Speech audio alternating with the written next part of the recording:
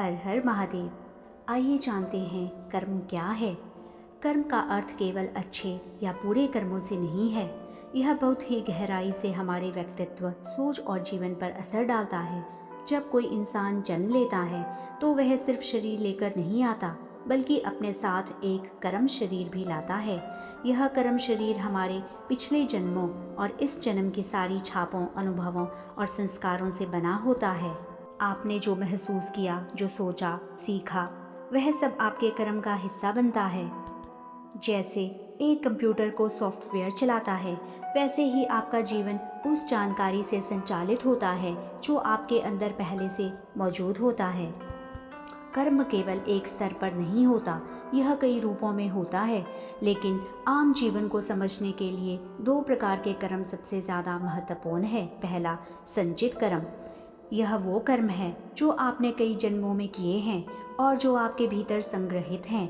यह जीवन की एक लंबी श्रृंखला का परिणाम होते हैं। ये अभी सक्रिय नहीं होते, लेकिन आपके कर्म शरीर में जमा रहते हैं। इन्हें आप भविष्य में भोग सकते हैं जब वे पक जाएंगे। दूसरा होता है प्रारब्ध कर्म। यह वर्तमान जीवन के लिए चुने गए कर्म है। जैसे किसी दुकान के गोदाम में हजारों सामान हों, लेकिन उस दिन की बिक्री के लिए कुछ ही चीजें बाहर आती है, वैसे ही प्रारब्ध कर्म आपके संचित कर्मों में से चुनी गई जानकारी होती है, जिसे आपको इस जन्म में भोगना होता है। कुछ ऐसे सरल और व्यवहारिक उपाय हैं जो कर्म की पकड़ को ढीला करने में मदद करते हैं। जैसे जागरूकता से काम करना, आदतें बदलना, शरीर और मन पर नियंत्रण करना, साधना, सेवा और संयम रखना। आध्यात्मिक जीवन।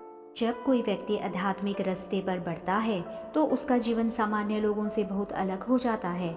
यह रास्ता सुंदर तो होता है, लेकिन हमेशा सरल नहीं होता। जैसे अगर आप गाड़ी बहुत तेज चलाएं तो आसपास के दृश्य धुंधले हो जाते हैं, वैसे ही आत्मिक गति भी सब कुछ भ्रमित कर सकती है। लोग सोचते हैं कि आध्यात्मिक बनने का मतलब है शांति, स्थिरता और सब कुछ साफ साफ समझ आना, लेकिन असल में यह एक गहरा परिवर्तन है जहाँ सब कुछ नया और अज्ञात लगता है। हर साधक को तय करना होता है, क्या वह जीवन के दृश्य का आनंद लेना चाहता है या मंजिल तक जल्दी पहुंचना चाहता है।